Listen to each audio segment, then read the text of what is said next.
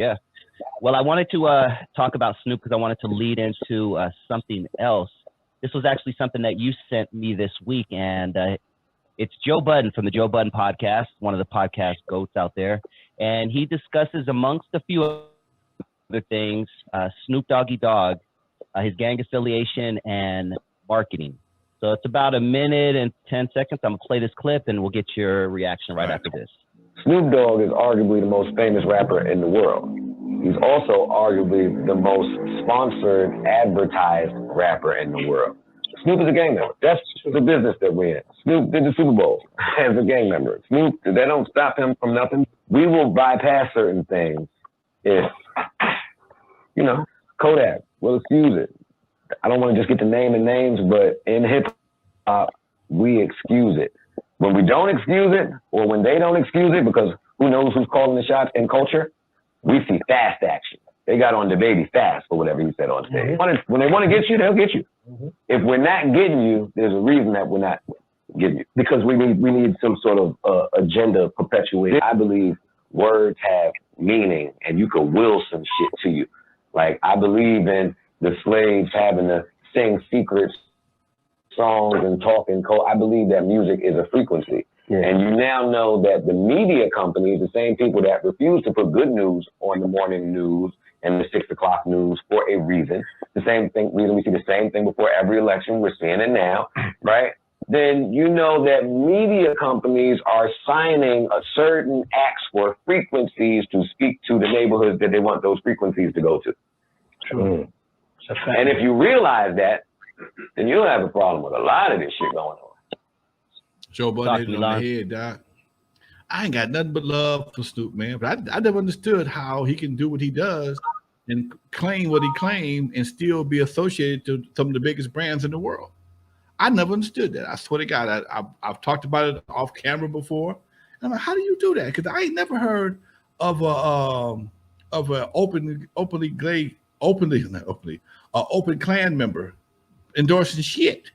I ain't never heard of a Hell's Angel, a Mongol. I ain't never heard of nobody who I have never heard any derogatory group that had especially a violent group that had any kind of reputation. Like I said, Mongols, clan, none of them get a commercial. I never seen that before. But in hip hop, so much is excused in hip hop and overlooked for whatever reason. I mean, I'm trying to find the counterpart to Sexy Red. Where is the little white girl or the whatever girl that's doing the same thing and getting the attention that she's getting? Where is she? Okay, Damn, there's no Madonnas out there today, right? I mean, wow, there's no Madonnas out there. You're right. Madonna did what she did, but she did it. Even when she did what she did, she had a little twist to it. She made you think about it. It wasn't even geared for a certain group. You know, everybody didn't love Madonna like that.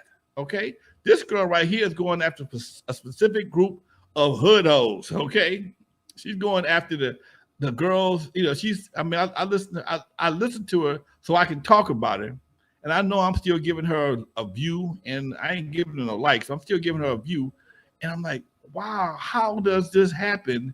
And it's only for our people, though. And our people don't even say nothing. In fact, we find ways to justify it. We find ways to make it okay. Me and my daughter had this conversation, and she's 20-something years old, and she, you know, why are you judging? Because it ain't judging. I'm just doing what she's telling me. I'm just doing what she's doing. It's not cool. I don't give a damn what nobody say. There is no little white girl doing the same thing. There's no little Jewish girl. I don't even know no little Latino girls doing that. Why are black girls subjected to this kind of bullshit? Same thing we have in Compton. Same problem we have in Compton. I go to city council meetings. I go to block club meetings. I go to town hall meetings on a regular basis. And one of the problems we have in Compton is prostitution.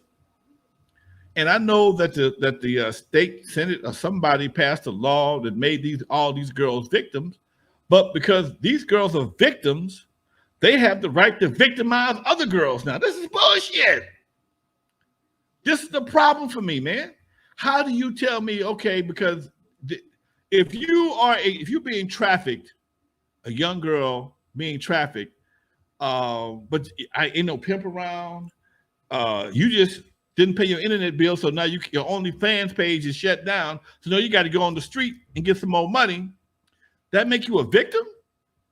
Meanwhile, up and down the streets of Long Beach, California, Long Beach and Compton, you got, I've seen it to the point like, damn, well, do you have any clothes on at all? It's hard to find the clothes sometimes, Doc. And I'm 100% man, but goddamn, maybe ain't no discretion. And the police is handcuffed. Meanwhile, our kids are seeing this on a daily basis. But here's the trick bag. That shit stops at a certain point. They don't go across the 91 freeway. They don't go past the 105 freeway. Huh? Carson don't have a prostitution problem. Lakewood don't have a prostitution problem. Paramount don't have a prostitution problem. Gardena don't have a prostitution problem. LA, the hood got a prostitution problem. Black folks got a prostitution problem. Now, back in the day, Century Boulevard was full of hoes. Full of hoes. When the racetrack was popping, me and my boys would ride down Century. We get off the freeway at Manchester just to ride down Century and tease the hoes. We did that, okay? When the racetrack went down, the hoes went away. Now, there may be some girls still working, but they are some of the most discreet sisters in the world, people in the world.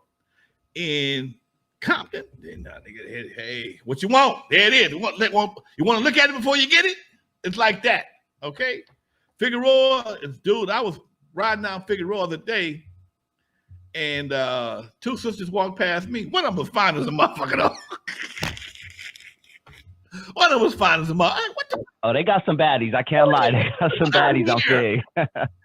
And I was with somebody. I said, damn, she is fine. Why is she out here? Hey, maybe she's just a catcher or whatever the case may be, setting cats up. I don't know. But she's too old. I can't say that. I wanted to say she's too old to be trafficked. But these chicks don't look like they're being trapped. Look like they're out there working, getting their groove on, get their money. Okay.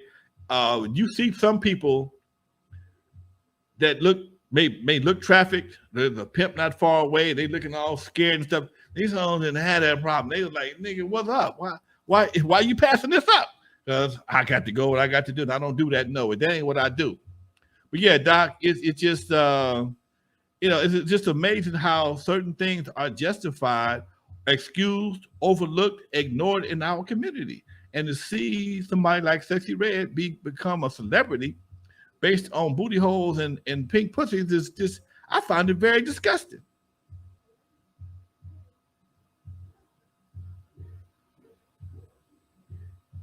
Yep.